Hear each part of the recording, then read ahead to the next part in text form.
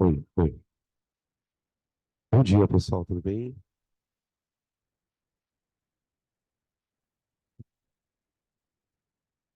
Tá bom.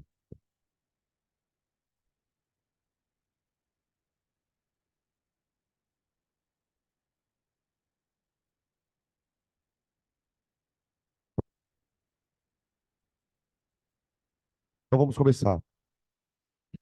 Ô, gente, só um recadinho antes da gente entrar nas aulas, no conteúdo. Só lembrando que hoje a nossa oficina da tarde, ela vai ser destinada para a gente fazer exercícios que faltaram de leis de Newton.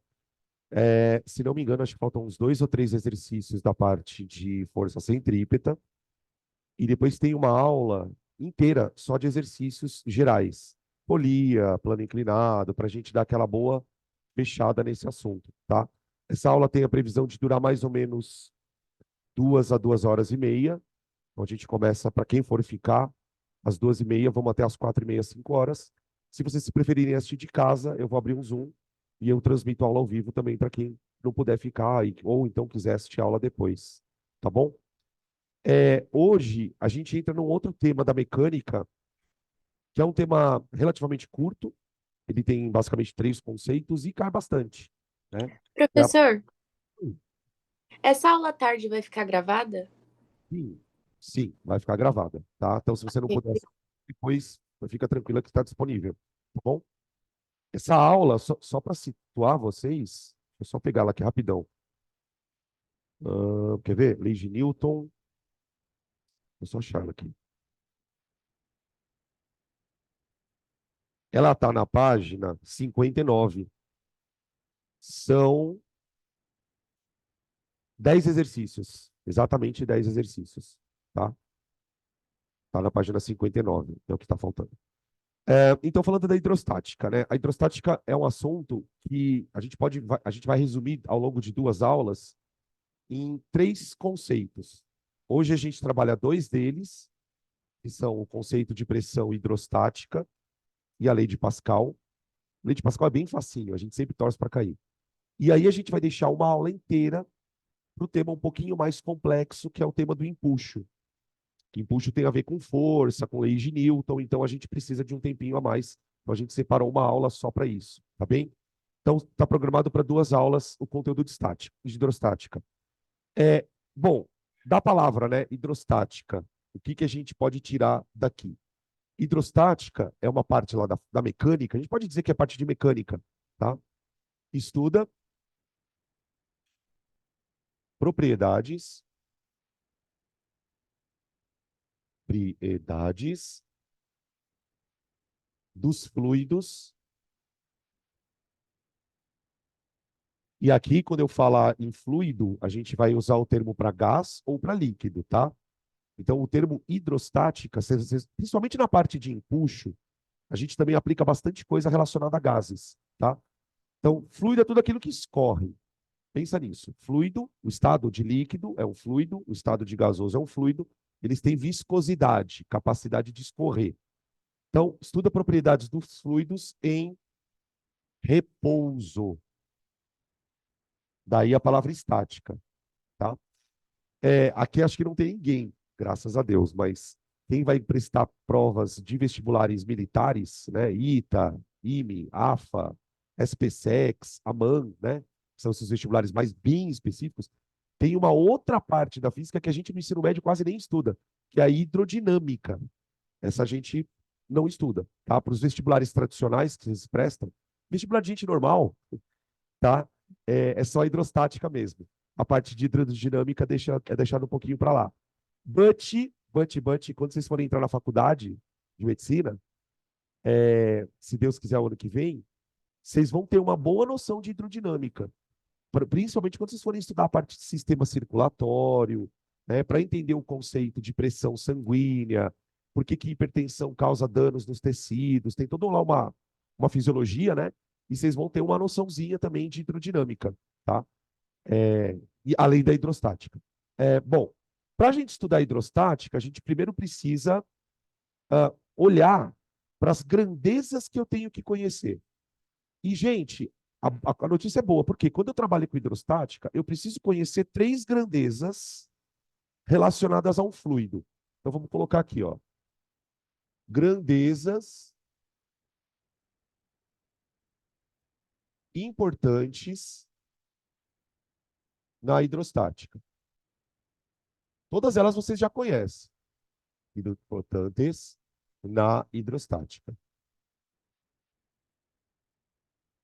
Se você lembrar, para quem lembra das formulinhas, né, de hidrostática, a formulinha do empuxo, formulinha de pressão hidrostática, você vai lembrar que são sempre três grandezas que aparecem. A primeira delas é o volume. Volume. Todas as propriedades que a gente vai estudar de fluidos, a gente, de alguma maneira, ou direta ou indiretamente, a gente vai relacionar com volume. E volume não tem muito o que dizer, né? Volume é o espaço ocupado pelo fluido. Espaço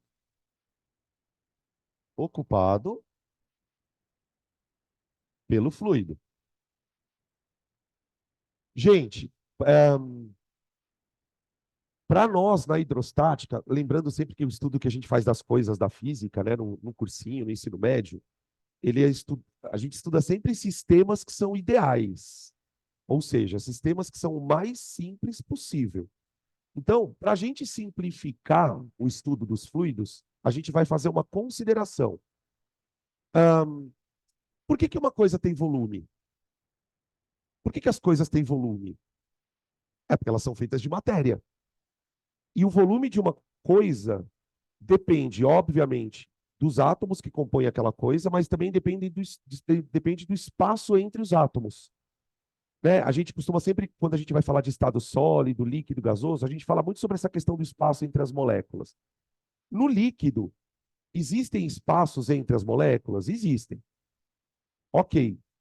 De tal maneira que se eu apertar um líquido, a tendência dele é que o volume dele mude. Só que como essa mudança de volume é tão pequenininha, a gente vai desconsiderar isso. Então eu quero dizer para vocês que dentro da hidrostática, a gente vai considerar que fluidos são incompressíveis.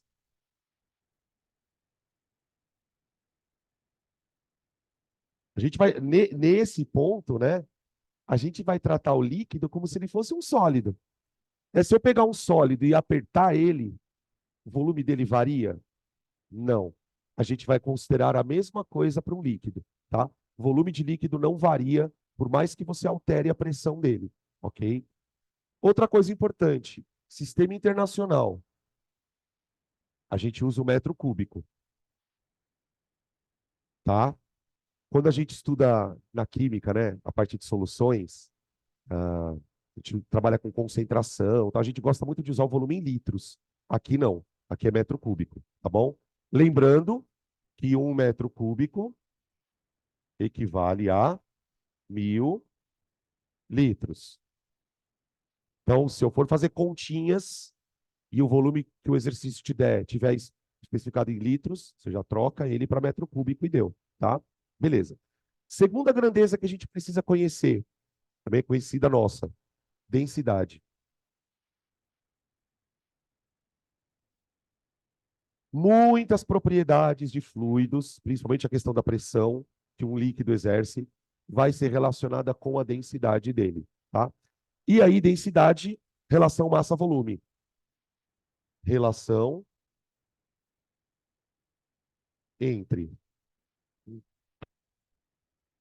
massa e volume. Massa e volume. Tá. Deixa eu só trocar essa caneta aqui rapidão, gente. Relação entre massa e volume. Como a gente vai trabalhar no sistema internacional, a gente não vai usar a densidade como a gente usa na química, por exemplo, que é gramas por litro, tá? A gente vai usar em quilogramas por metro cúbico. Por metro cúbico. Tá bom? Beleza? E esses valores são dados, né? Densidade da água, densidade de qualquer outro fluido. E a terceira grandeza, eu acho que é a que a gente precisa trabalhar com mais carinho, é o conceito de pressão. Pressão a gente usa toda vez que vai estudar um fluido. A gente usou pressão na química, quando foi estudar gases. Vamos usar pressão aqui na hidrostática, por causa dos líquidos. E depois, quando a gente for estudar termodinâmica, a gente também vai voltar a falar de pressão. Então, pressão é um momento que a gente fala 3 vezes. Tá, o que é pressão? Pressão é sinônimo de força? Não. Claro que pressão tem a ver com força. Imaginem, por exemplo, que eu vou pegar minha mão aqui, ó, e estou aplicando uma força no quadro, com a minha mão. Quando eu aplico a força no quadro com a minha mão, essa força que eu estou aplicando, ela não está distribuída na lousa inteira. Quando eu aplico a força na lousa com a minha mão, a força está distribuída na minha mão. E a minha mão tem uma área.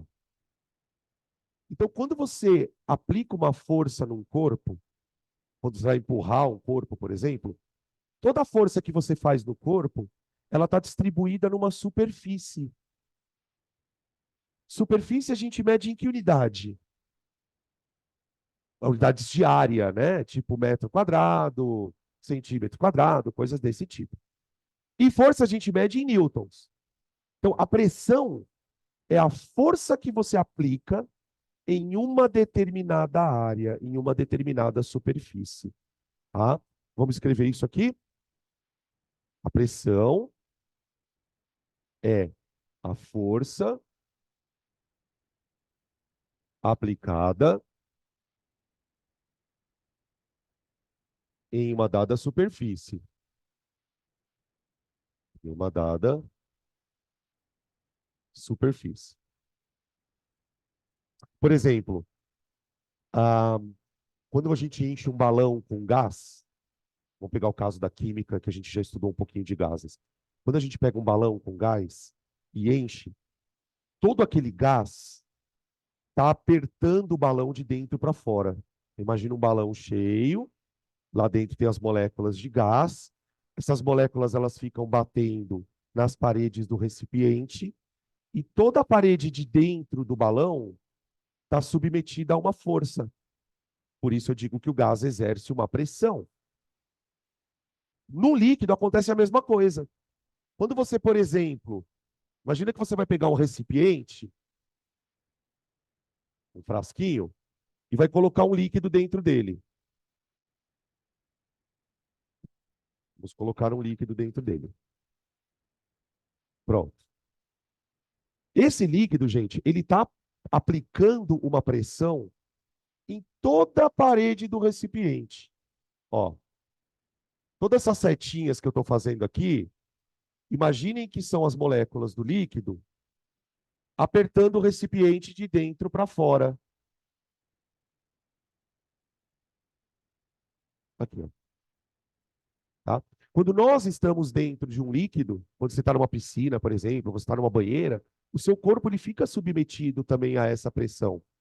Né? Uma coisa que é importante a gente, se é que isso passa pela cabeça de vocês, não sei, importante a gente corrigir, caso isso tenha esse problema, a pressão ela não é exercida pelo líquido só de cima para baixo. Ela é exercida também nos lados do recipiente. Tudo bem? Quando eu estou dentro da água, todo o meu corpo está submetido a uma pressão por conta do líquido. É claro, e é aí que a gente vai entrar depois com a questão da lei de Stevin, que a pressão exercida pelo líquido é diferente nesses pontos. Isso é fato. Né? A gente imagina, até pelo nosso conhecimento do dia a dia, que a pressão deve ser maior aonde aqui? Na parte de baixo do líquido. Tem mais líquido ali apoiado. Nas partes mais superiores, a gente tem menos pressão. Né?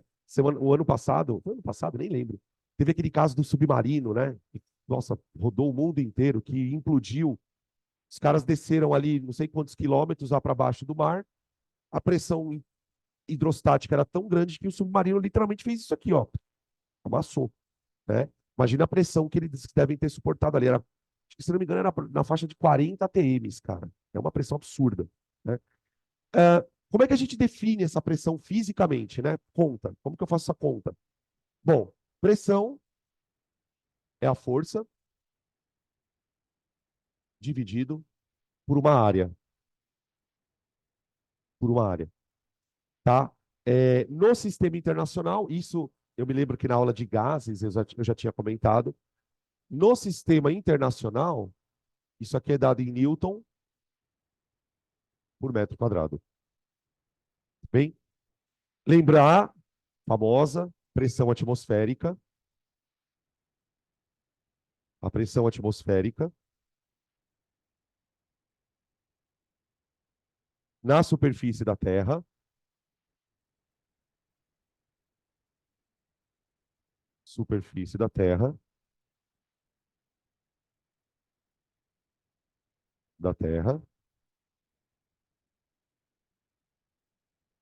equivale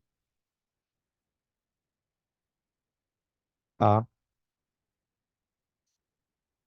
1 vezes 10 elevado à quinta, aproximadamente, tá? Esse valor está arredondado, 1 vezes 10 à quinta newtons a cada metro quadrado.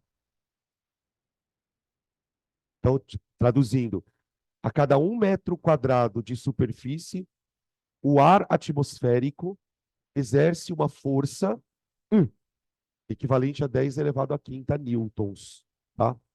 Essa unidade, newton barra metro quadrado, a gente chama de Pascal, PA, tá bem? Só mais um detalhe, gente, porque às vezes aparece, e eu já vi uma galera meio que confundindo.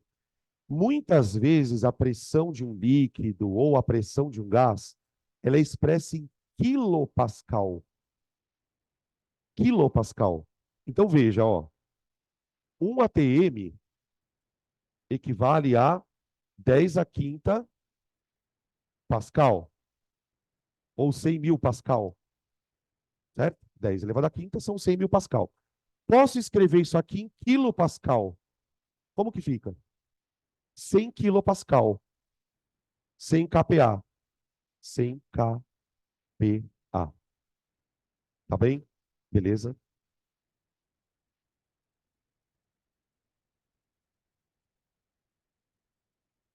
Aonde? Fluido. Aqui? Fundo.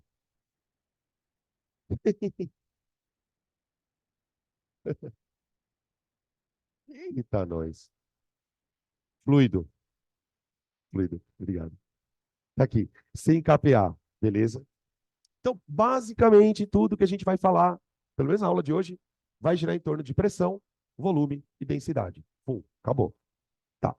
Primeira coisa que a gente precisa fazer é relacionar essas grandezas. Tá?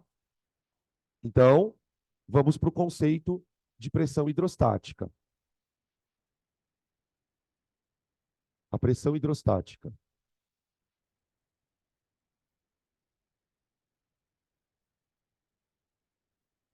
O nosso objetivo aqui é estabelecer uma maneira de criar uma fórmula, literalmente, tá? Para poder calcular a pressão exercida por um líquido.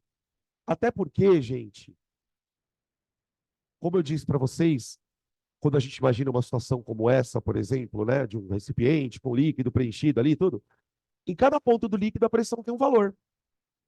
Então eu gostaria, por exemplo, de uma equação que me permitisse, por exemplo, pegar um ponto qualquer aqui no líquido, ó, e calcular a pressão dele. É isso que eu quero fazer, tá? Quem deduziu essa lei de pressão hidrostática foi um cara chamado Stevin. Então, nas apostilas, nos resumos, você vai ver essa expressão aqui, ó, lei de Stevin. Stevin, tá? A gente vai deduzir ela porque é uma dedução bem simplesinha, não tem nada muito cabeludo, não, tá? Para a gente chegar na expressão de Stevin, vamos imaginar um recipiente no formato de um cilindro, tá? Vamos imaginar também que eu conheça todas as dimensões do cilindro. Então, tipo, eu conheço a altura dele, tá bom? E eu também conheço, porque isso vai ser importante para gente, a área do cilindro, da base. A área do cilindro, a área da base, da base. Tá? Por que que é importante eu conhecer a área da base? Porque, afinal de contas, pressão é força sobre área. Tá. Aí eu vou fazer uma experiência. Eu vou pegar esse cilindro e vou encher com líquido. Vou encher tudinho, até a boca. Até a boca. Então aqui eu tenho um fluido.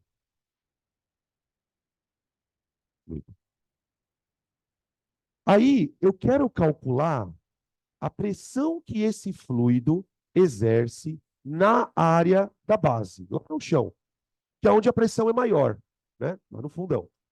Então vamos calcular a pressão. Vou escrever aqui, ó. Pressão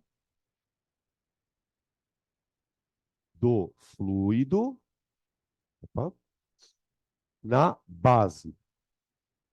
Do fluido na base. Bom, eu vou aplicar a definição de pressão. A pressão, e aí, essa pressão, eu já vou dar um nome para ela. Porque como eu estou trabalhando, como eu estou querendo calcular a pressão do líquido, eu vou chamar ela de pressão hidrostática. Às vezes, em alguns exercícios, o cara vai falar assim: considere que o fluido está em repouso, justamente porque essa fórmula ela só vai funcionar, ela só existe no líquido que está parado. Por exemplo, eu posso usar essa fórmula para calcular a pressão do líquido na sua caixa d'água.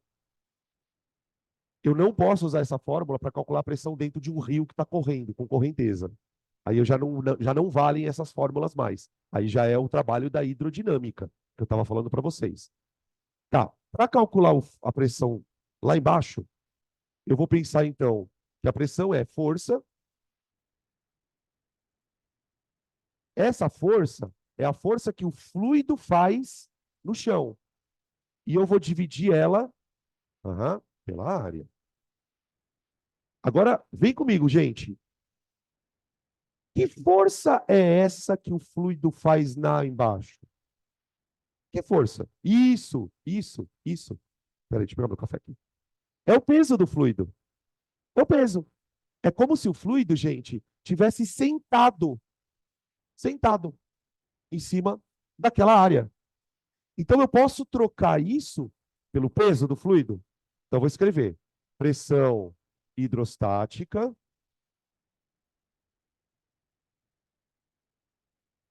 é o peso do fluido. Aí eu já vou colocar como eu calculo o peso. É a massa do fluido multiplicado pela gravidade. Isso dividido pela área. Pela área. Ok? Tá. Agora eu quero escrever a massa do fluido em função da sua densidade. Então vem aqui, ó. Volta um pouquinho aqui. Densidade é massa sobre volume. Se a densidade de uma coisa é a massa dela dividida pelo volume, eu posso dizer que a massa é a densidade vezes o volume. Então, o que eu vou fazer? Eu vou pegar P vezes V e vou trazer para cá, ó. Substitui aqui, tá? Quero tirar a massa da minha análise. Então, a pressão hidrostática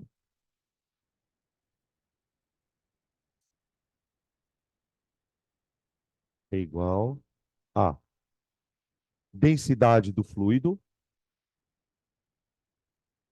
vezes o volume que ele ocupa, que na verdade é o volume do recipiente, vezes gravidade dividido pela área. Tudo bem? dVg sobre A.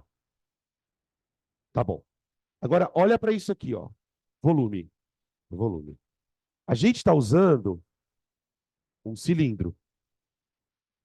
Como que eu calculo o volume de um cilindro? É a área da base multiplicada pela altura. Qualquer figura que não tem ponta, né? A área da base multiplicada pela altura.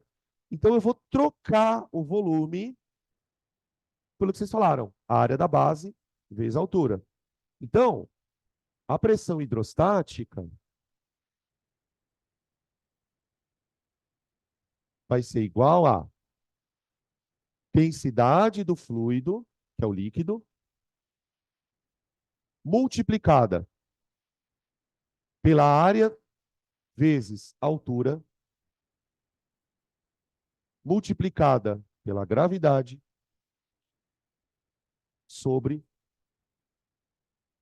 a área. E aí a gente chegou na lei de Stevin. Eu vou cancelar as áreas, né? Área em cima, área embaixo. A gente cancela. Cancelei, cancelei. E chegamos na pressão hidrostática. A pressão hidrostática exercida por um líquido é igual a dGH, densidade do fluido, vezes a gravidade, vezes a altura. Ok? Essa fórmula, ela mostra várias coisas para a gente, né? Analisando ela conceitualmente, a gente observa, por exemplo, que a densidade interfere na pressão. Tá? Então, líquidos que têm densidade maior vão exercer maior pressão no recipiente. Isso tem um sentido, né? Porque para pensar, se o líquido tem densidade maior, quer dizer que no mesmo volume ele tem uma massa maior, já que ele é mais denso. Então ele exerce mais pressão. Vamos pegar um caso. Comparar, por exemplo, pressão de água com pressão de óleo. A água ela tem uma densidade maior que o óleo.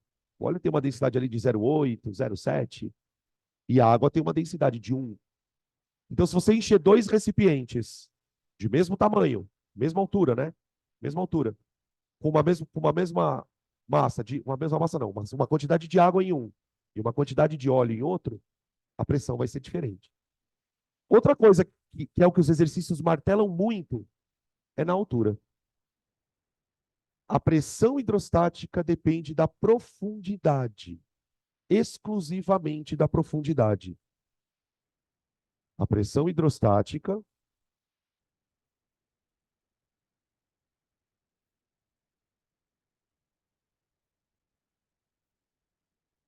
depende da profundidade.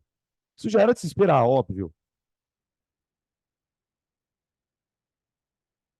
Profundidade.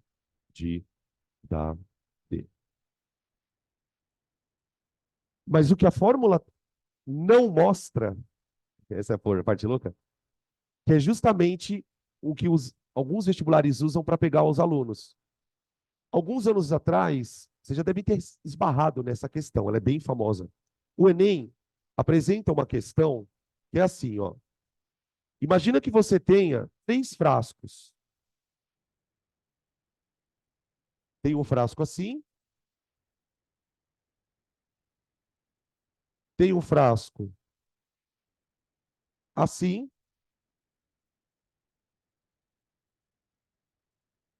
e tem um frasco assim.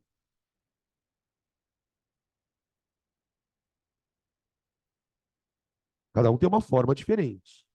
Imaginem que os 3 frascos tenham a mesma altura.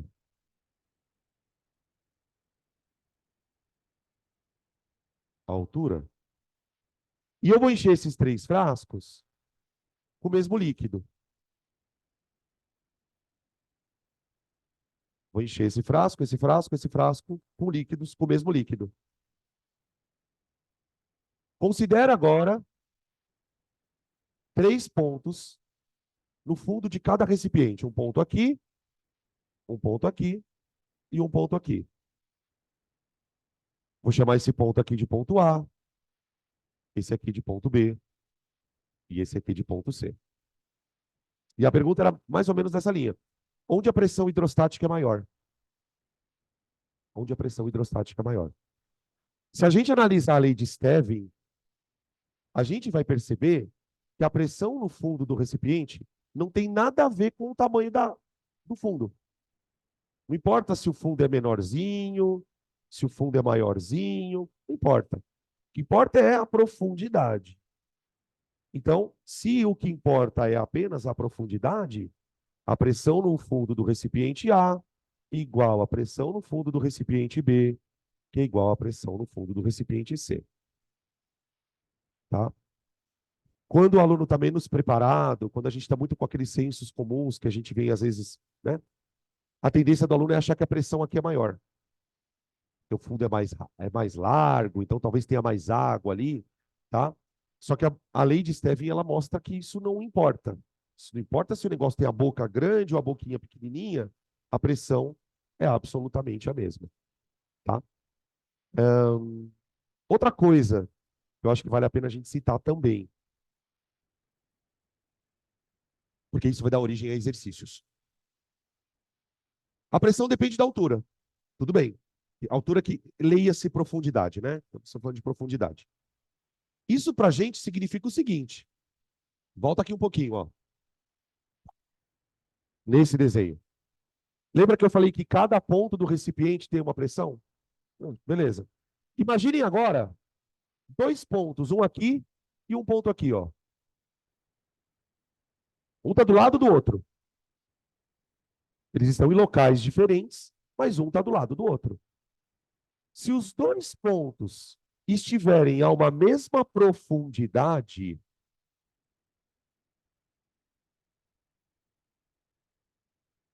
isso significa que a pressão hidrostática neles é a mesma. Tá?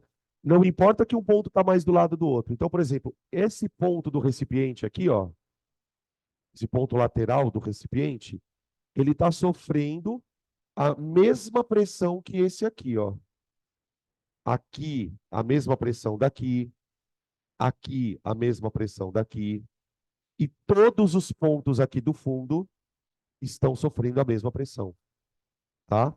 Então, um outro comentário que eu vou puxar da setinha da altura, porque isso está relacionado com essa letra aqui na fórmula, tá? Dois pontos dentro do mesmo fluido,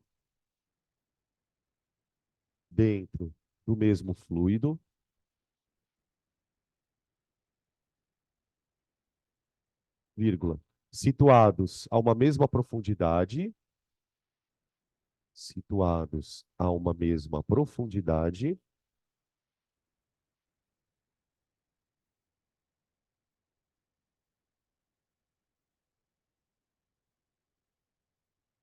devem apresentar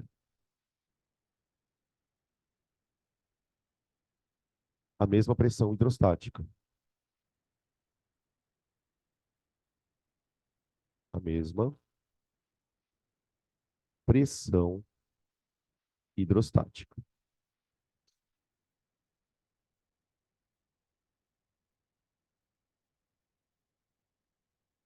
Aqui. Na verdade, a lei de Stevin, né, ela é um enunciado. E o enunciado é justamente esse. Ele concluiu essa situação baseado na fórmula que ele deduziu. Ah, então manipulando as grandezas, eu percebi que a pressão é diretamente proporcional à profundidade. Acabou. Não importa a forma do recipiente, tá? E o que importa é exclusivamente a profundidade. Ok? Vou fazer umas contas com essa fórmula. Quero fazer duas contas.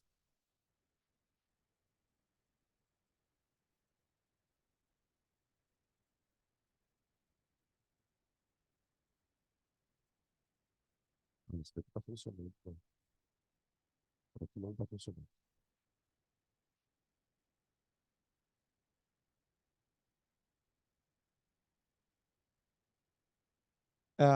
Uma vez que essa fórmula ela é criada, uma vez que a gente trabalha com essa fórmula, a gente consegue fazer uma coisa que a gente já faz, mas talvez não perceba que façamos.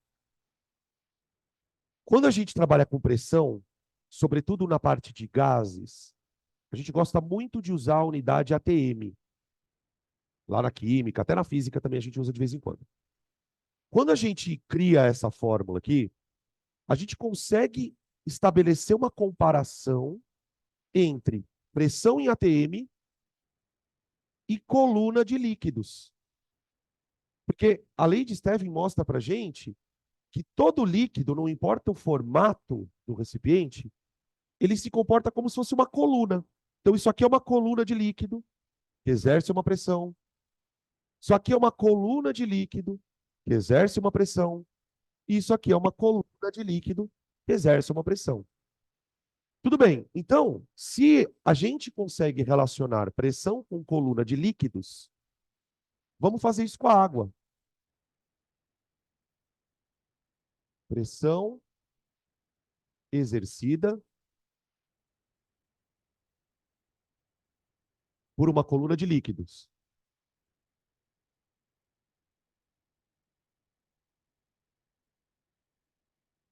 Oi. Ah, verdade. Vixe, Maria, peraí. Melhorou assim, ó? Melhorou? Obrigado. Pressão exercida por uma coluna de líquidos. Tem dois líquidos que a gente usa muito para relacionar com pressão. Um deles, obviamente, é a água. Então vamos começar calculando a pressão de uma coluna de água. Água.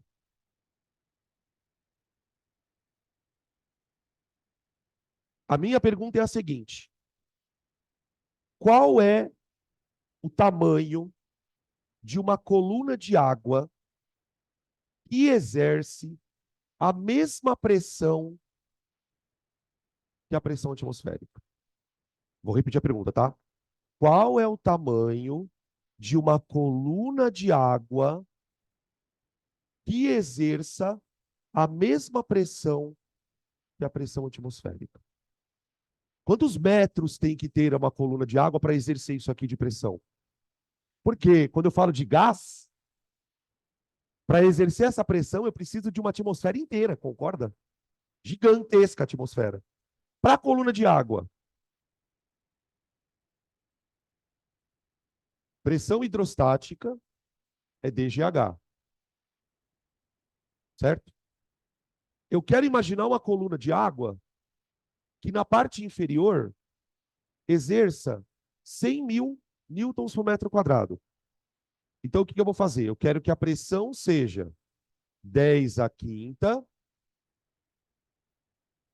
Pascal. A densidade da água em quilogramas por metro cúbico é 1.000 quilogramas por metro cúbico, ou 1 tonelada por metro cúbico, né? Multiplicado pela gravidade vezes a altura. Tudo bem? H, aqui 10 a quarta passa, H igual a 10 metros. Lembra que a gente falou outro dia aí numa aula de gases? Olha, cada 10 metros de profundidade que você mergulha na água, você aumenta uma atmosfera de pressão? E justamente dessa conta aqui. Aqui, só um lembrete, tá? A gente está considerando água pura. Água pura. Se a água for salgada, a altura da coluna vai ser maior ou menor? Essa pergunta é foda, hein? Para água pura, a altura da coluna é 10. E se a água for salgada, é maior que 10 ou menor? Menor. Por que menor? Porque a água salgada é mais densa.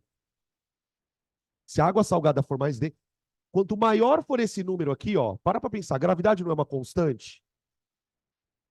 Quanto maior for este número, menor tem que ser esse aqui, concorda? Para dar a pressão. Então, líquidos mais densos que a água terão uma altura menor para essa pressão. E o líquido menos denso, por exemplo, o álcool ele tem uma densidade menor que a água. Então, uma coluna de álcool, para ter a mesma pressão atmosférica, vai precisar de maior altura. Tá? Você quer ver um outro líquido famoso? A água tem densidade 10 elevado à terceira kg por metro cúbico, não é? Kg por metro cúbico. Tem um outro líquido muito famoso, que é o mercúrio. Mercúrio não, mercúrio.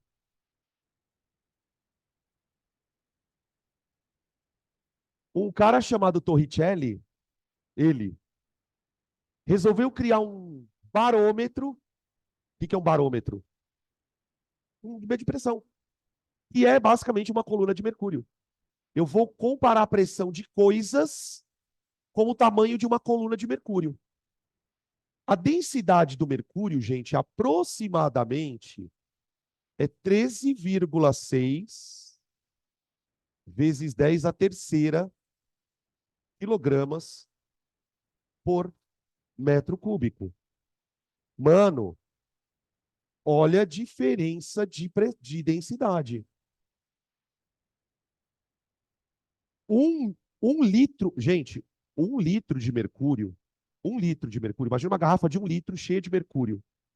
13,6 quilos, velho. É muito denso. Metal, né? Metal. Tá. Qual deve ser a altura de uma coluna de mercúrio que exerce a mesma pressão que 10 metros de água? Olha a pergunta que eu estou fazendo. Qual deve ser a altura da coluna de mercúrio que exerce a mesma pressão que 10 metros de água?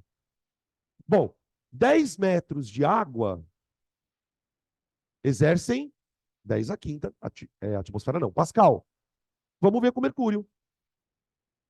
10 a quinta igual a 13,6 10 a terceira vezes 10 vezes H. Adivinha quanto dá essa conta? Chuta um valor aí. Ela vai dar aproximadamente 76 centímetros. Ou 760 milímetros. Entenderam de onde vem essa merda? Dessa ideia aqui, tá? Gente, 76 centímetros é um pouquinho maior que aqui, ó. Sei lá, uns 70 centímetros é isso aqui, mais ou menos. Uma coluninha dessa, em termos de pressão de líquido, né? Exerce a mesma pressão que 10 metros de água. Tamanha diferença de densidades. Eu poderia comparar com qualquer outro líquido. Calcule a pressão de uma coluna de álcool, tá? Esse tipo de raciocínio, gente, você não precisa fazer só para água nem só para o mercúrio, tá? Só para mostrar de onde vieram esses valores que a gente às vezes é obrigado a decorar, né? Você fala, puta, de onde vem esses 10 metros? Vem justamente desta noção de pressão, tá bem? Beleza. Deixa eu ficar um pouquinho aqui, peraí. Alguém tá tirando foto disso? Aqui.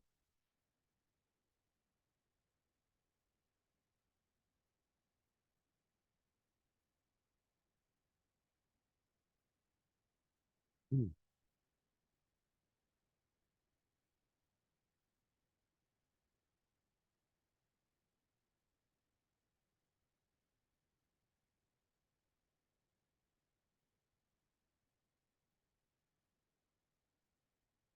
Vamos fazer uns exercícios? Por enquanto, tem mais coisa para falar, tá? Mas acho que dá para a gente fazer umas questõezinhas já. Depois eu falo do princípio de Pascal, que é bem tranquilinho.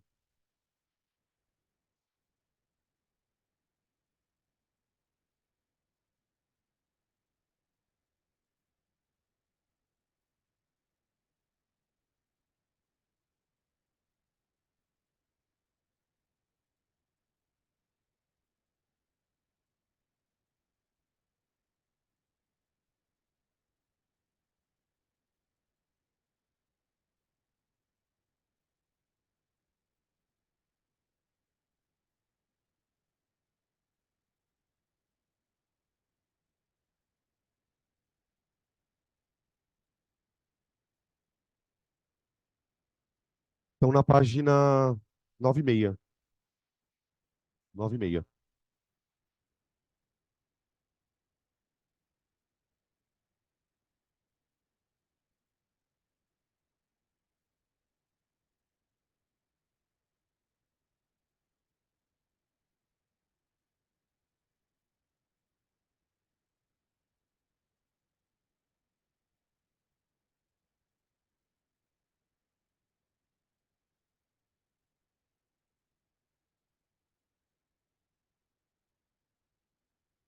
Questão número 1, gente. Q1. A primeira questão, gente, é uma questão de densidade, tá? Densidade. Ah, densidade é um negócio besta. Vamos ver a questão aqui. Ele fala o seguinte: um cuteleiro decidiu presentear seu melhor amigo, que é grande admirador de ninjas e de samurais, uma espada especial jamais feita antes. Para confeccionar a espada, ele utilizou 210 gramas de prata, cuja densidade é aproximadamente 10,5 gramas por centímetro cúbico. Então, peraí, vamos começar a anotar os dados aqui. O cara usou prata, 210 gramas de uma substância cuja densidade é 10,5 gramas por centímetro cúbico. Ô, gente, deixa eu fazer um comentário. Às vezes, quando a gente vai fazer conta, né, com pressão hidrostática, a gente vai ter que usar a densidade. E ela tem que estar em quilograma por metro cúbico. Só que é muito comum nos exercícios o cara colocar a densidade nessa unidade, ó. Como que eu transformo de grama por centímetro cúbico para quilograma por metro cúbico? Bota só um 10 a terceira, cara. Só isso, tá? Olha para a densidade aqui. Se você botar um 10 a terceira, 10,5 10 a terceira, isso já vira quilograma por metro cúbico, tá bom? Só uma dica, se aparecer isso. Então, ele usou 210 gramas de prata, ele usou 385 gramas de ouro, ouro,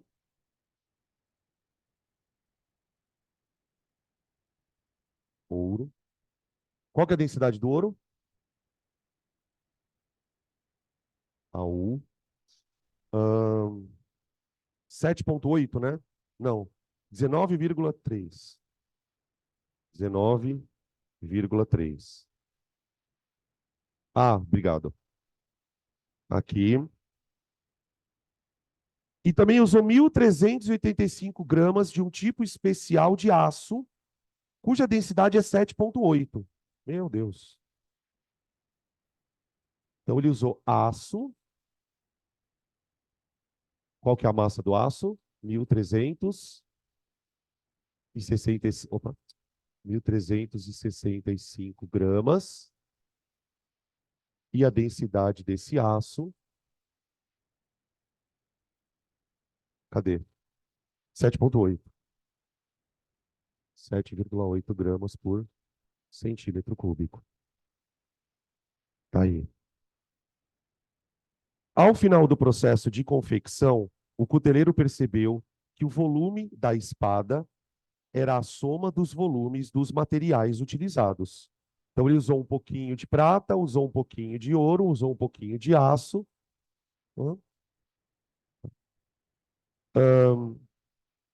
Cadê? O artesão colocou. Aí ele fala: para finalizar o processo de confecção, o artesão colocou a espada em uma caixa com um líquido cuja densidade era 3,04. Densidade do líquido igual a 3,04.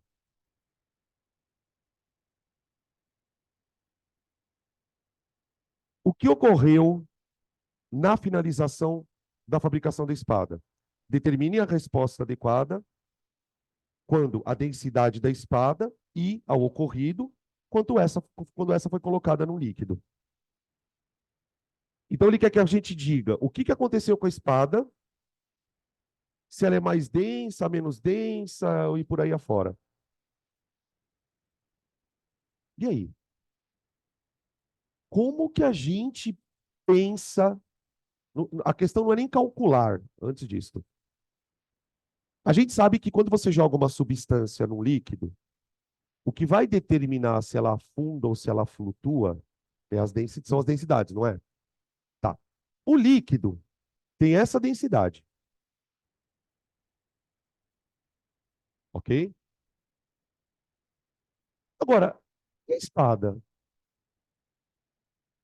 calcular a densidade de um negócio que foi feito a partir de uma mistura.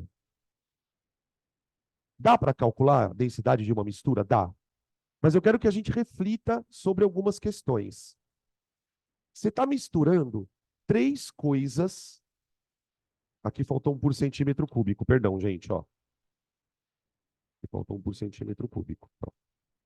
Você está misturando três coisas que são mais densas do que o líquido.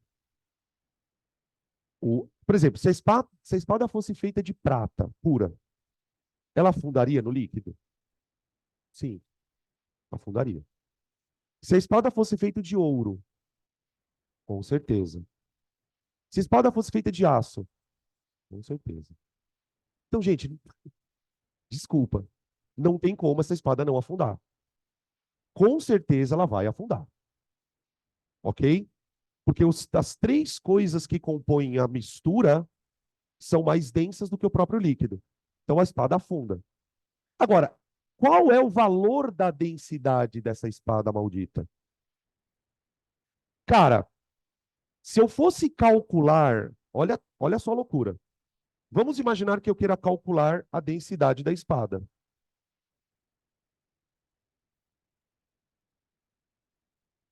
Ora, a densidade não é massa sobre volume? Então, se a densidade é massa sobre volume, o que eu teria que fazer? Teria que pegar a massa de prata mais a massa de ouro mais a massa de aço e dividir tudo pelo quê? Pelos volumes de cada coisa que você usou. O volume, porque ele fala, né? Fala, a densidade, desculpa, o volume da espada é a soma dos volumes das coisas. Então é volume da prata mais o volume do ouro mais o volume do aço. Quanto que vocês acham que dá essa conta? Dica: não escolham um valor, escolham um intervalo de valores.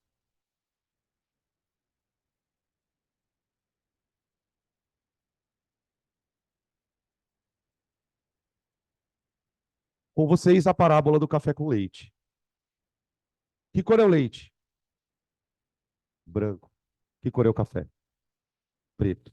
Quando eu misturo café com leite, fica de que cor? A cara que vocês estão me olhando é a melhor. Do nada, eu quero começar a falar de café com leite. Espero que vocês vão entender. O leite é branco e o café é preto. Quando eu misturo café com leite, que cor fica? Ai, tem gente abraçando outra, fica que nem você. Eu não ouvi.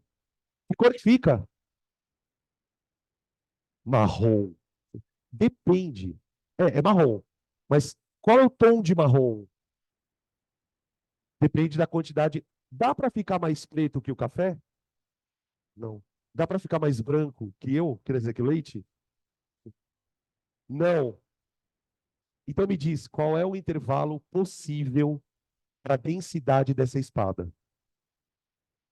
Cara, ela tem que ser mais densa do que o aço e menos densa do que o ouro.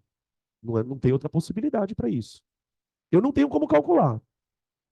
Então, nós sabemos que a densidade da espada ela deve ser maior que 7,8 e menor que 19,3. Uhum. Tá aqui.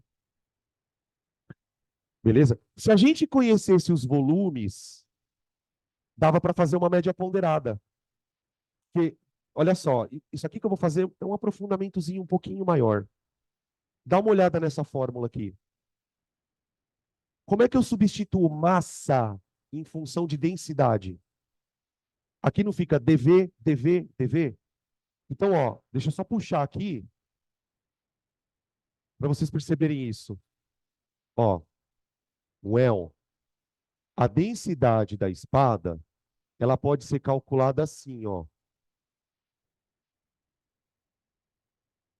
D da prata vezes V da prata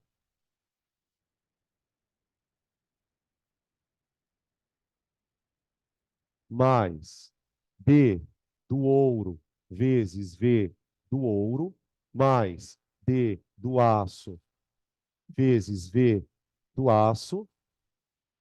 Tudo isso sobre V prata. Qualquer semelhança com a fórmula de mistura de soluções não é coincidência. É média ponderada. Então, se você não quiser... Desculpa. Se você não quiser copiar essa frase, isso aqui tudo, escreve assim: a densidade de uma mistura é a média ponderada das densidades. Só lembrando, né, que nesse caso, o peso, os pesos da média ponderada são os volumes. Tá bem? Bom, agora a gente tem que procurar uma alternativa, manos. Deixa eu ver. A densidade da espada pode ser 7,80? Não. A não é. A B também não é. E a C, pode ser? A C pode ser. A C, ele fala aqui, ó. A densidade da espada é 9,12 e ela ficou totalmente imersa no líquido, pois a sua densidade é o triplo da densidade do líquido. Se for 9,12, tá tudo certo, né? A D não pode ser, gente. Qual que é o erro da D? Ela não flutua. Não tem como ela flutuar. Não tem como ela flutuar. E o que está errado na E? Uma densidade muito grande. Aqui eu não fiz essa conta, mas eu acho que o cara somou. Quanto que dá? 19,3 mais 10,5 mais 7,8. Talvez dê exatamente essa densidade aí.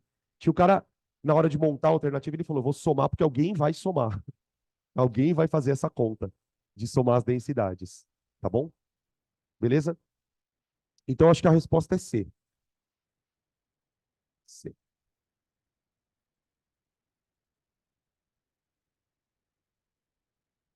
Dá para descobrir? Dá para descobrir. Dá, porque você tem a massa, então você, tipo, você calcula o volume aqui. Só que, puta, né? Plum, plum. Então, tipo, é uma questão meio maldosa, né? É uma questão meio maldosa. Porque se você tá meio assustado na hora da prova, que não é nada, né?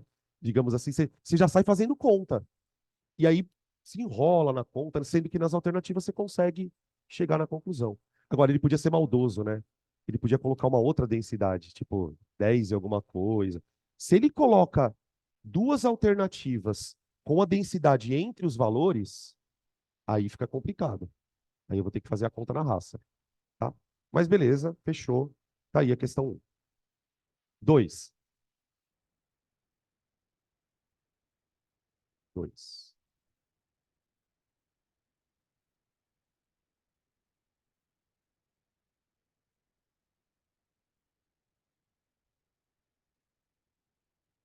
Dois. Um bloco metálico, na forma de um paralelepípedo, é constituído por duas metades, uma de ferro, cinza escuro, e outra de alumínio, cinza claro. Como mostra a figura.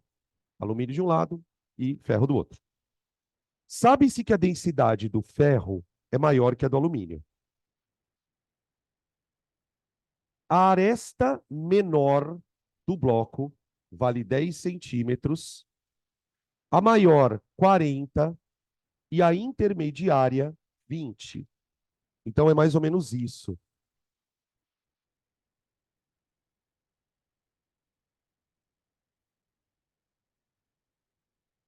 E,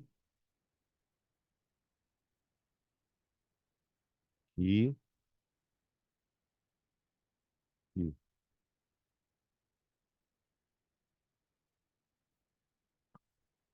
Aqui. Pronto. Então eu tenho uma aresta de 40 centímetros, uma de 10 e uma de 20. Tudo bem, beleza. Que mais? Coloca-se esse bloco em 4 posições diferentes. P, Q, R e S. numa superfície plana. Aí ele pede para a gente organizar de maneira crescente a pressão média em cada um dos blocos, que cada um dos blocos exerce na superfície. Então, tipo assim, ele quer saber qual dos blocos vai exercer na superfície onde ele estiver apoiado uma pressão menor, uma pressão maior. Ele quer que a gente organize as pressões. Bom, gente, como que a gente vai olhar para essa questão? Nós sabemos que pressão é força sobre área. Agora, nesse caso, o que está exercendo pressão na superfície? Não é um bloquinho? Então você concorda que a força que o bloquinho faz no chão é o próprio peso dele? Então eu vou escrever que a pressão que o bloquinho faz no chão é o peso dividido pela área. Só que qual que é a situação? Tá aqui, ó. Pronto, bloquinho. Na primeira situação e na segunda, ele colocou o bloquinho assim, ó. Certo? Aqui. Uma hora ele fez assim, outra hora ele fez assim. Tudo bem. Eu sei que a pressão é inversamente proporcional à área. Então, dá uma olhada nas 4 figuras, pessoal. Vê se você concorda comigo que na figura P e na figura Q, ele apoiou o bloquinho com a menor área que era possível. Do jeito que o bloquinho está assim, ó, em pé, ele está com a menor área. Então, se ele está com a menor área, a pressão tem que ser maior. E eu posso dizer mais. Faz diferença tá o alumínio para baixo e o ferro para cima, ou o ferro para baixo e o alumínio para cima? O peso do negócio é o mesmo. Então eu posso dizer que as pressões em P e Q são iguais e são as maiores. Então a pressão em Q é igual à pressão em Q, pressão em P é igual à pressão em Q, e são as maiores, porque estão menores áreas. Agora, qual das duas outras formas, né, de apoiar o bloquinho dá para ele maior área de contato com o chão? A R, né? Na R, ele coloca o bloquinho assim, ó.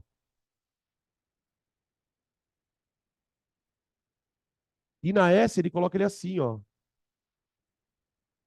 Percebe? Então, onde tem maior área? No R.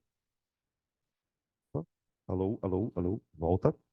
Então, ó, a pressão em R é a menor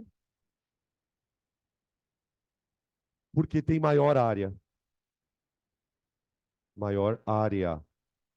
Aham, maior área. Então, como ele quer.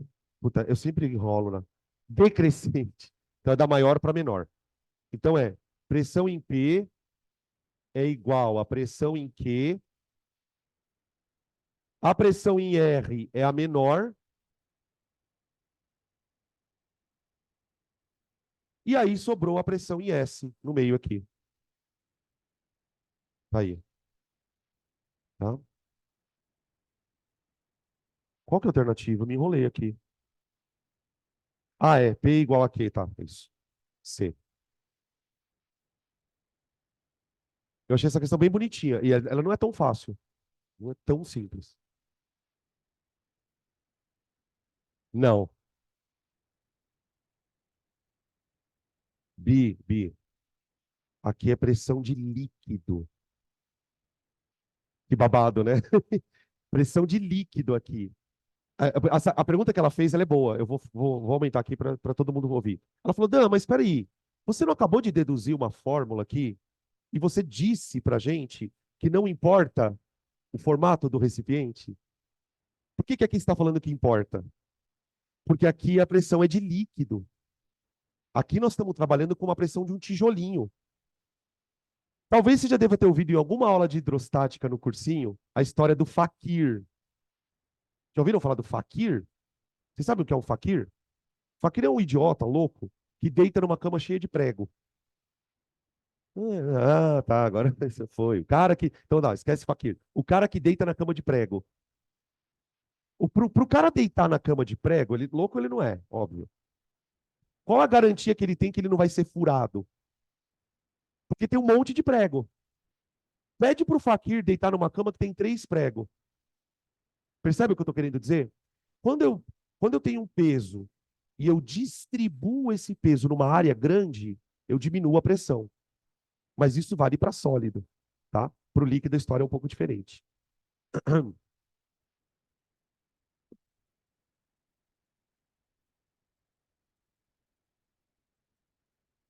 Se você pensar na altura, faz sentido. Se você pensar na altura, faz sentido. Faz. Isso é boa, ó. A sacada dela foi boa. Se você pensar na altura. Ah, tá. Você pode pensar. Por exemplo, quando o bloquinho está de pé, ele está mais alto. Tá, pode. Pode. O raciocínio pode ser feito também. Babadão esse é bom. Questão 3. Então, C para 2. Questão 3.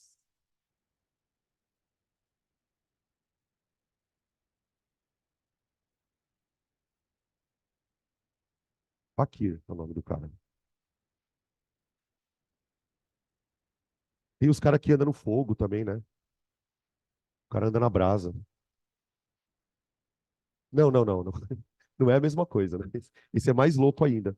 Não, é uns malucos da Índia lá. Os caras, eles entram num grau de meditação tão grande que ele consegue andar numa coisa de brasa sem sentir dor. Muito louco, né?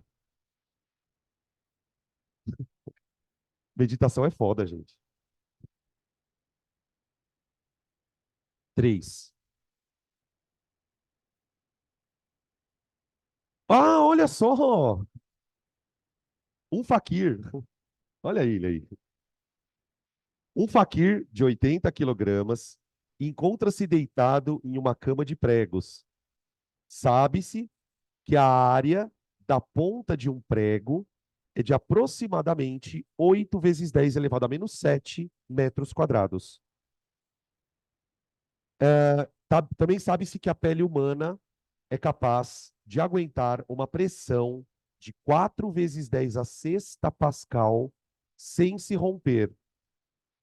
Que o peso do faquir está igualmente distribuído no seu corpo e considerando G igual a 10, qual é o número mínimo de pregos que devem ficar em contato com o seu corpo sem que o faquir se machuque?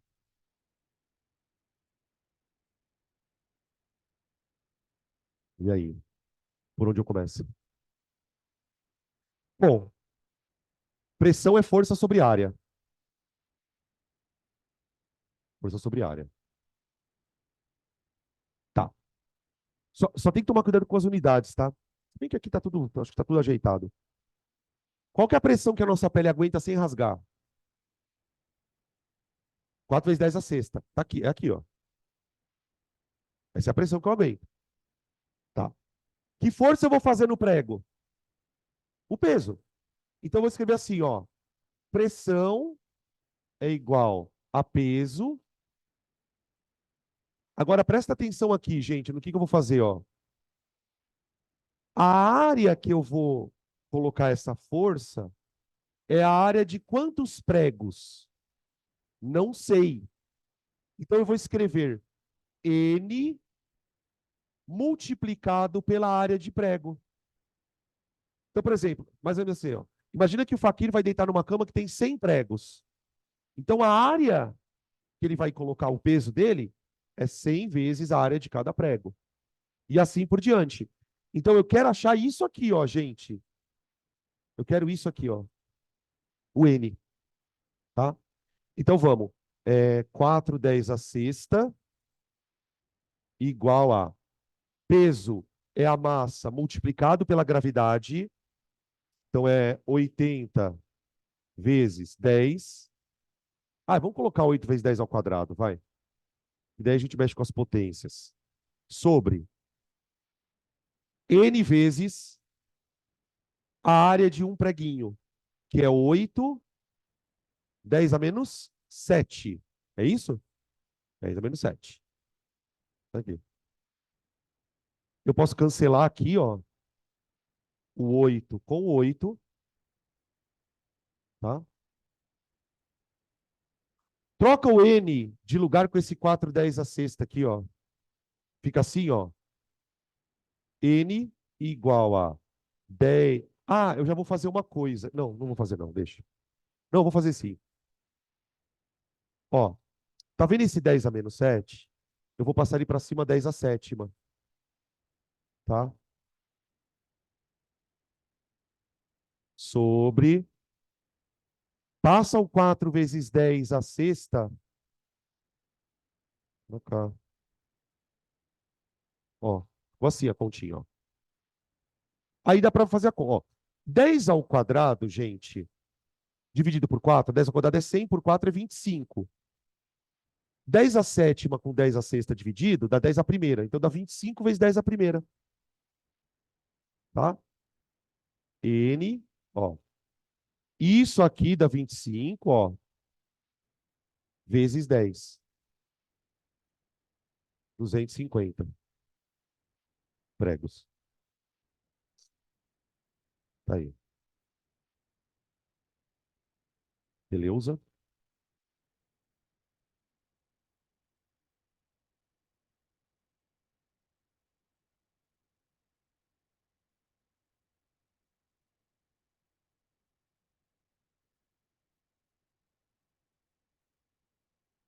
Aí.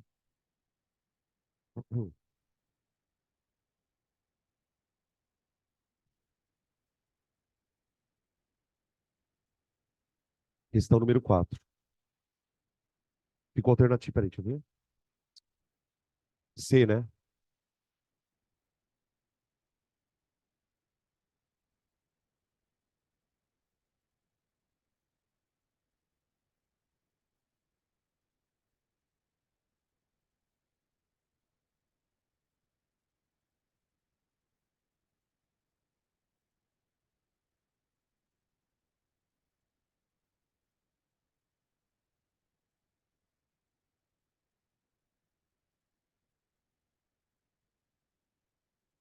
Quatro. Leia com atenção e considere as informações apresentadas no texto a seguir. A calota polar da Groenlândia perdeu cerca de 3,5 trilhões de toneladas de gelo em 10 anos, o que provocou um aumento do nível do mar de 1 centímetro e agravou o risco de inundações em todo o mundo, de acordo com o estudo publicado nesta segunda-feira.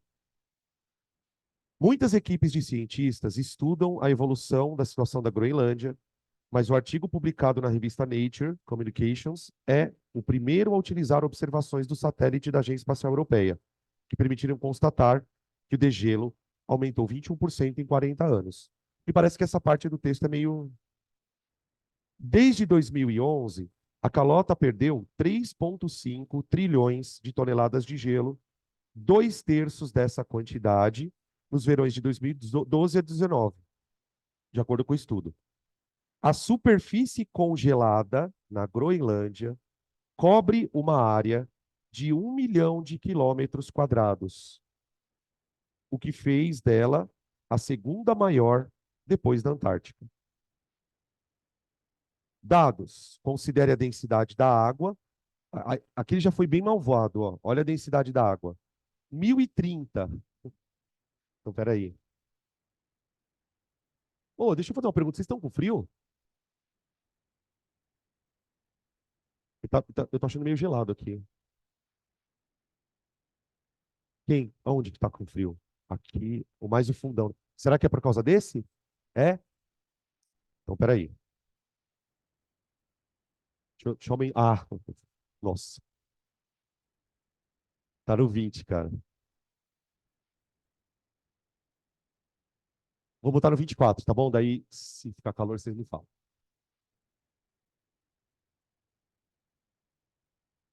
Ele tá indo bem para cima. Tá. A pergunta é a seguinte, gente. A partir das informações apresentadas, marque a alternativa que corretamente apresenta a área marítima que sofreu um aumento no seu nível do mar nos últimos 10 anos. Então, tipo assim, derreteu o gelo. Derreteu o gelo. Subiu um pouco da água e ela aumentou a área. Né? A gente ouve muito falar, né, na ideia de que, por exemplo, se você tiver um degelo em massa, parte do litoral dos países, de maneira geral, vai sumir. Que a água vai invadir uma certa área. Tudo bem? Ele quer saber justamente isso.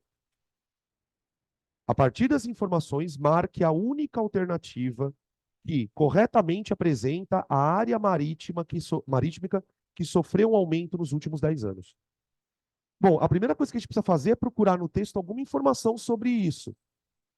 Tem um trecho, tem duas coisas no texto que me chamaram a atenção.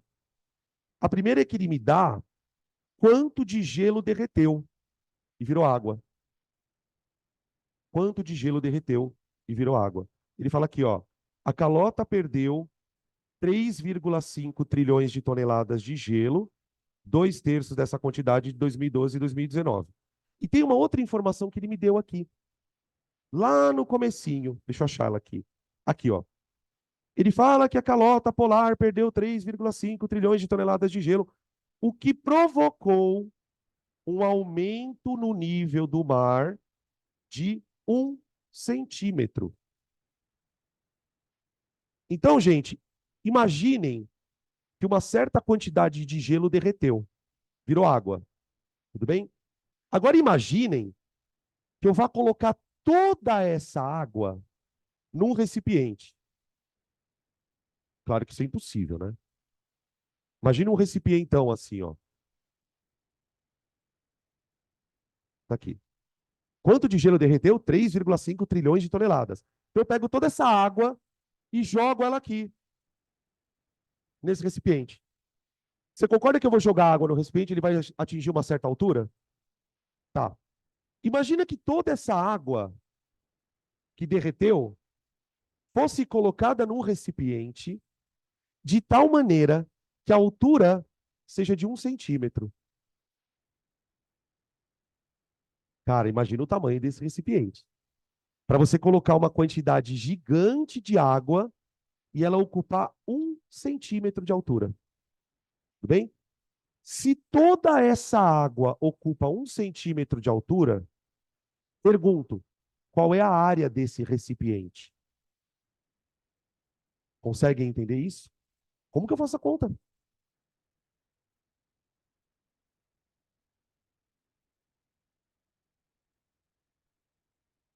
E aí?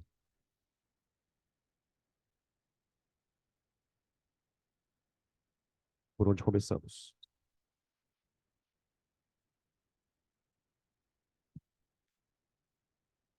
Pensa aí, gente.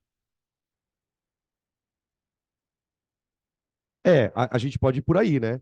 Eu sei que o volume desse recipiente é a área da base vezes a altura. Pelo menos a altura eu tenho, né? Qual que é a altura?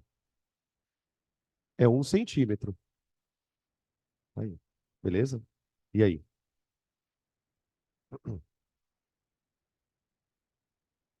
Hã? Acha o volume por regra de 3? Como que você sugere que eu faça isso?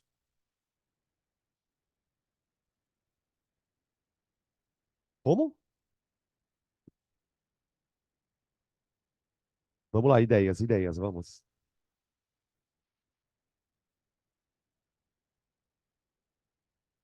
Como é que é? Igual a quais fórmulas? Força sobre área, ah, igual a densidade vezes G vezes H. Isso? E agora, o que que eu faço? Que peso eu ponho aqui? Hã? Então, mas será que não tem um jeito mais simples de fazer isso? Então, sabe por que que eu posso pensar? Vê se vocês concordam. Densidade não é massa sobre volume? Será que não dá para fazer assim? Porque, ó, a densidade ele deu. A massa eu tenho. 3,5. O volume que esse negócio vai ocupar não pode ser isso aqui. Apesar de que se você continuar aqui, você vai chegar nisso aqui, não vai? Eu acho. Então, acho que a minha ideia é fazer o seguinte, ó. Eu tenho a densidade do negócio ali.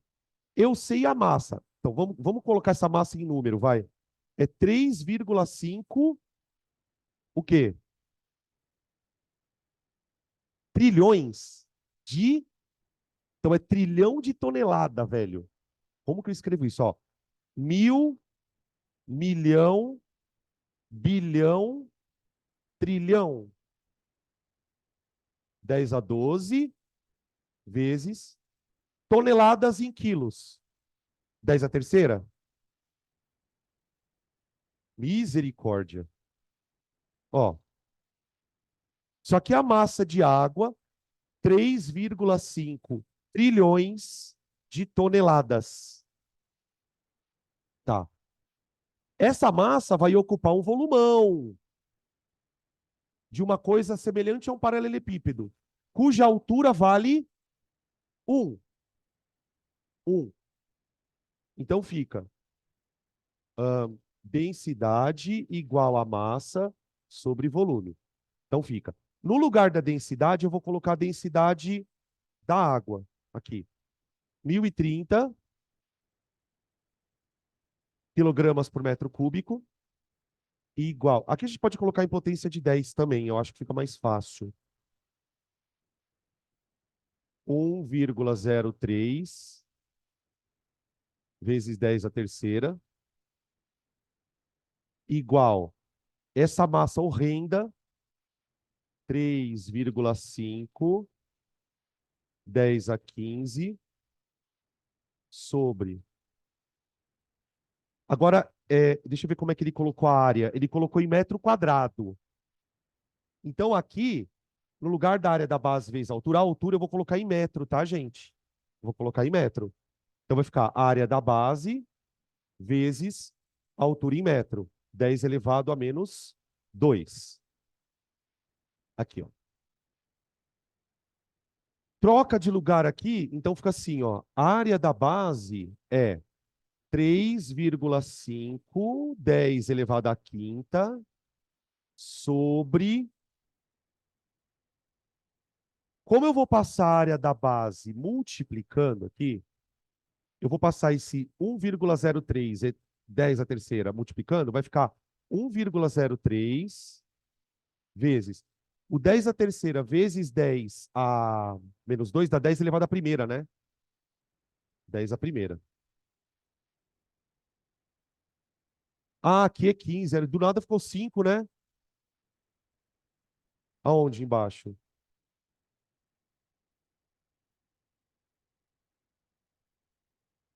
Aonde? Aqui? Aqui? Ah, puta, acorda, animal, desculpa. Ali, ali. Tá. Agora fica 3,5 dividido por 1,03. Espero que alguém tenha feito essa conta já. Hã? 10,4? 3,4? Vezes 10 elevado a 14. Misericórdia. A 14. Isso já está em metro quadrado, né? Já está em metro quadrado. Já está em metro quadrado. Aqui. Tá.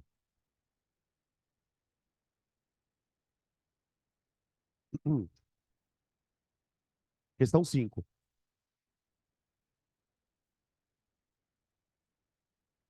Ah, deixa eu fazer aqui, né? Sacanagem também. Nossa, aqui tá quente pra cá.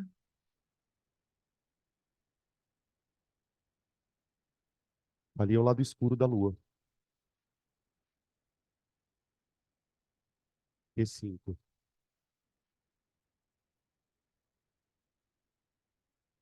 5. A figura mostra 3 recipientes L, M e N que contêm água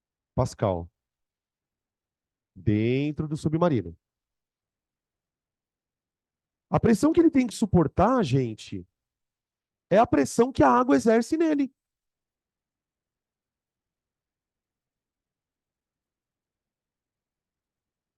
Essa pressão, na verdade, ela é exercida por todos os lados, né? Obviamente, tá? Eu quero suportar essa pressão, a pressão hidrostática, tá?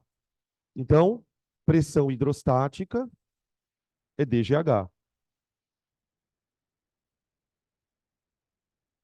É igual a DGH.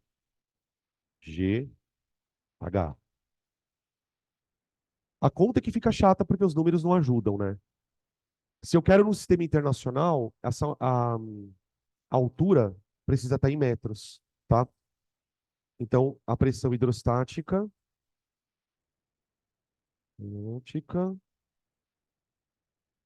é D 1,03 10 ao cubo vezes 10 vezes 10.900, né? 10.900. 10,9 vezes 10 elevado à terceira. Vamos ver quanto que dá isso aqui. Ele vai colocar no aproximado, né? Tudo bem, não tem problema. Vamos ver aqui. É 1,03 multiplicado 1,03 vezes 10,9. 11,227. Então aqui vai ficar P hidrostática igual a 11,2 10 elevado a 7. 10 a terceira, 10 a sexta, 10 a sétima. Pascal. Só ver na potência aí como é que ele deixou. Deixa eu ver. Ah, ele colocou no 1, né? Então fica 1,12 10 a oitava. PA. Ele arredondou para 1,13. Alternativa C. Aí. Esse tipo de questão mais imediatinha, assim, né? De pegar e substituir na fórmula é menos comum aparecer. É, porque na verdade a minha deu 11,227. Então eu teria que arredondar para 11,3. Tá? Eu coloquei 1,12, 1,13, mas tá certo. Ele fez o arredondamento certo. Ele arredondou para cima. Tá? Oi.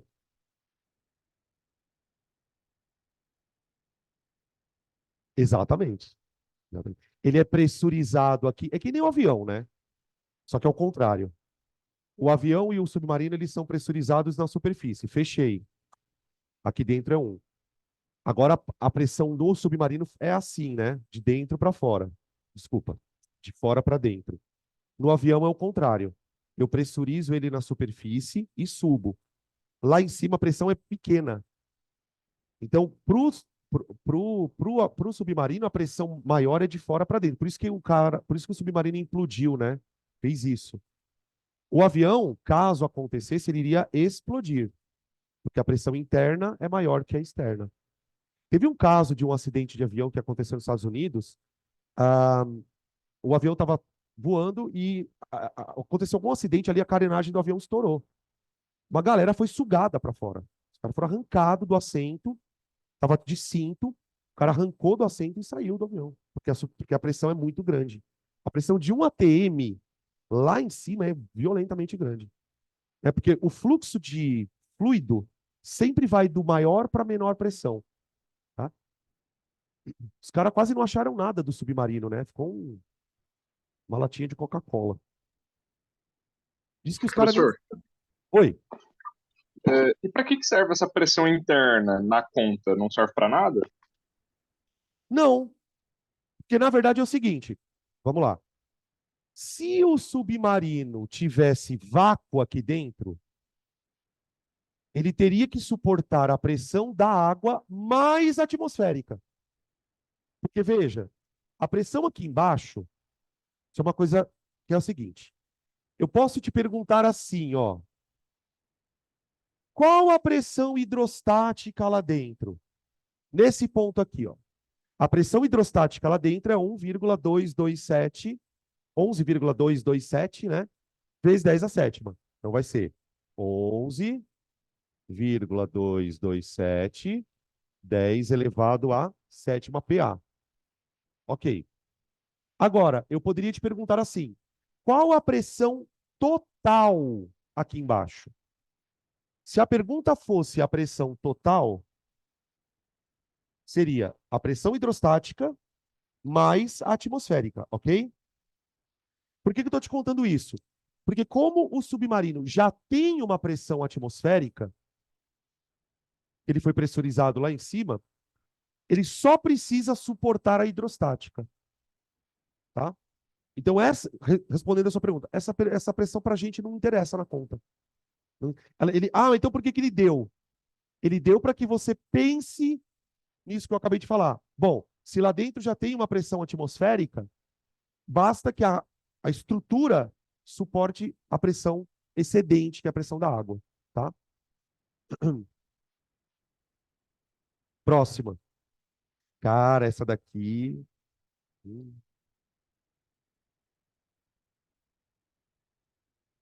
Essa é esquisita.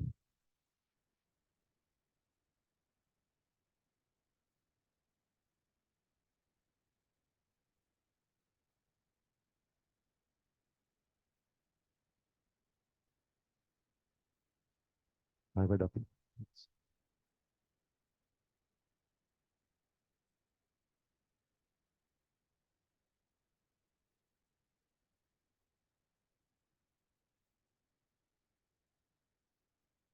Vou desenhar isso aqui, gente. Só um minutinho, tá? Se estiverem lendo aí a questão, mas eu tenho que desenhar essa.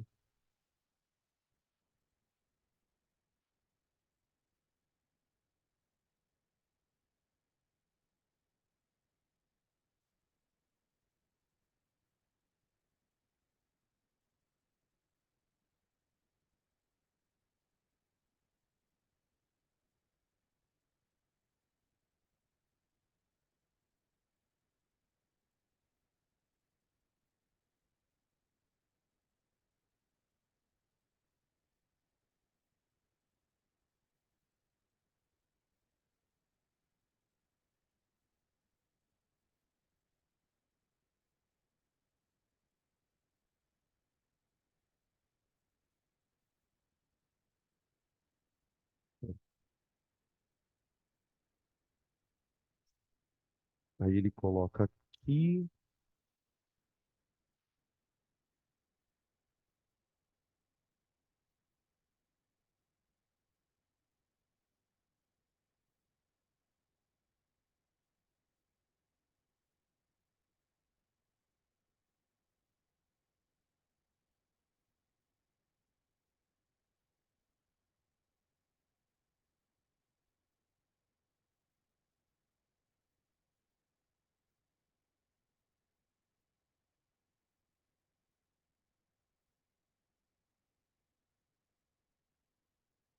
Pronto.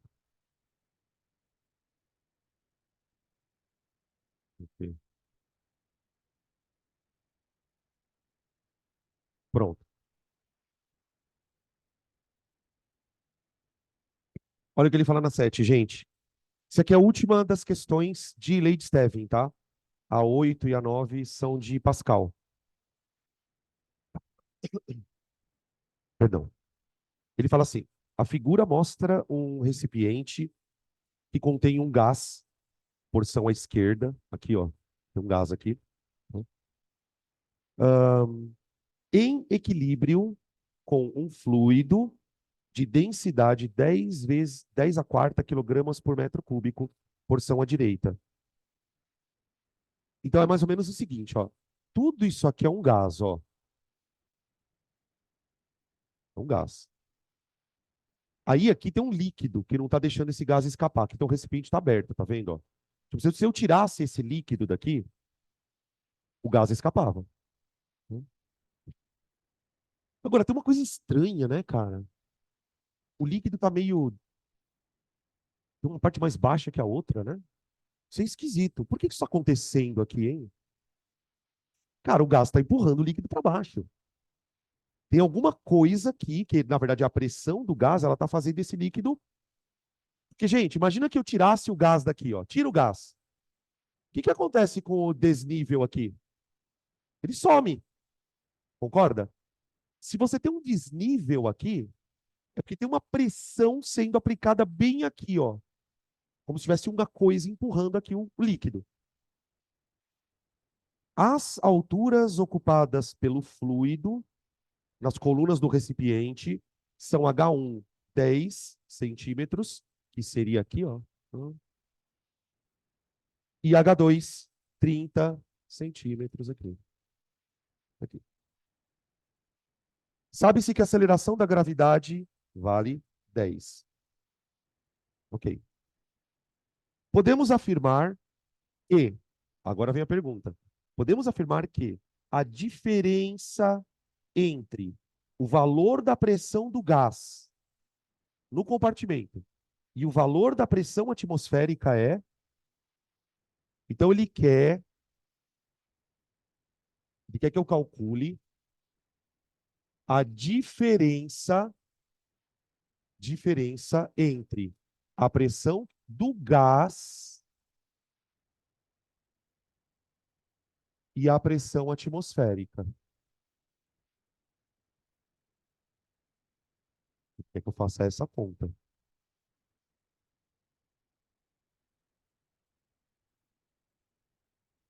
E aí?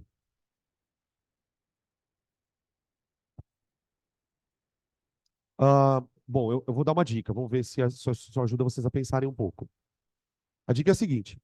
A primeira coisa que a gente normalmente pensa, né? Pelo menos a primeira vez que eu vi esse exercício, quando ele pediu, quando eu li, né? Eu quero a diferença entre a pressão do gás e a pressão atmosférica. A primeira coisa que eu pensei foi, puta, vou calcular a pressão do gás, vou calcular a pressão atmosférica, eu sei que vale 10 a quinta, e vou fazer a conta. Não dá para fazer assim. Eu vou ter que tentar fazer alguma conta em que eu ache isso aqui direto. Direto. Para a gente poder pensar nessa questão, gente, eu tenho que usar uma propriedade da lei de Stevin. A pressão hidrostática, aqui tem um líquido, não tem, ó? Então, eu poderia, por exemplo, calcular a pressão hidrostática em algum ponto desse líquido. Para eu calcular a pressão hidrostática,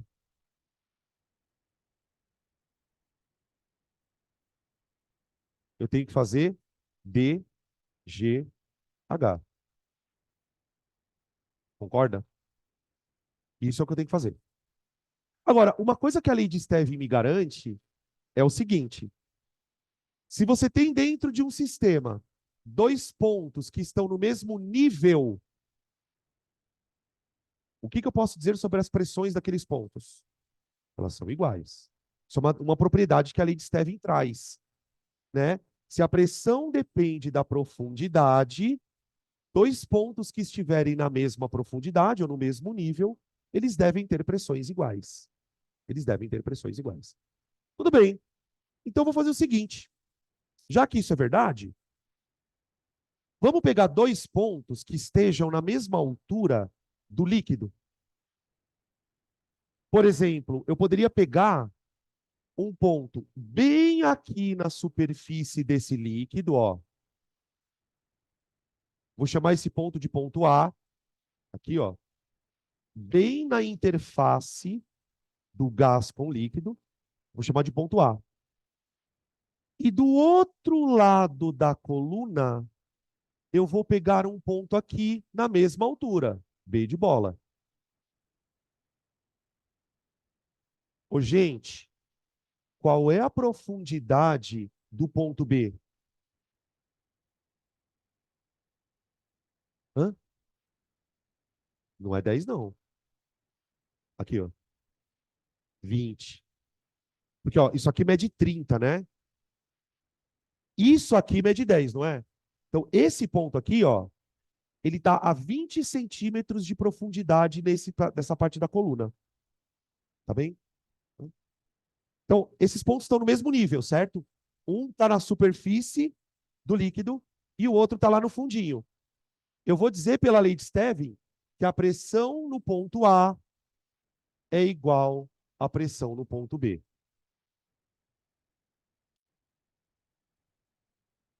Oh, diacho. Pressão no ponto A é igual a pressão no ponto B. Agora vem aqui. Quem é que está fazendo pressão na superfície do líquido no parte A? É o gás. É o gás. Desse lado aqui, ó, a única coisa que está apertando o líquido é o gás. Então, a pressão do A, eu vou escrever P gás igual. Cuidado agora. Quem que está fazendo pressão no ponto B? O líquido, que eu falei para o Lund agora há pouco, e a atmosfera. Então, a pressão em B é a pressão do líquido mais o PATM. Detalhe, esta pressão do líquido, ela corresponde a que altura da coluna do líquido? 20 centímetros. Cuidado, porque na hora de fazer conta, você não pode colocar nem o 10, nem o 30. Você vai colocar a diferença. Olha que lindo. Olha que lindo. O que eu quero achar? Pegas menos PATM? Joga o PATM para lá. Se eu jogar o ATM para lá, olha o que eu acabei de descobrir. Que o P do gás menos o PATM é igual ao P do líquido. Pronto. E isso aqui eu consigo calcular, gente. Porque eu tenho todas as informações do líquido. Eu tenho a densidade e eu sei a altura que eu estou calculando. Então fica assim, ó. P gás menos PATM igual a DGH.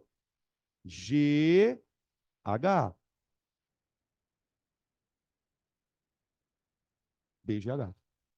Agora vai. P gás menos PATM igual. Densidade. Acho que é 10 a quarta, né? Que ele falou? 10. Vezes G, que é 10. A altura precisa estar em metros, tá? São 20 centímetros, gente, ó. A pressão hidrostática correspondente a uma coluna de 20 centímetros. Então, isso aqui fica 2 vezes 10 a menos 1. Menos 1. O 10 a menos 1 com 10 a primeira dá 10 elevado a zero, cancela. Então, a diferença entre as pressões que ele citou no enunciado é igual a 2 vezes 10 a quarta. Pascal. Pascal. Essa é difícil, eu acho. Bem chato.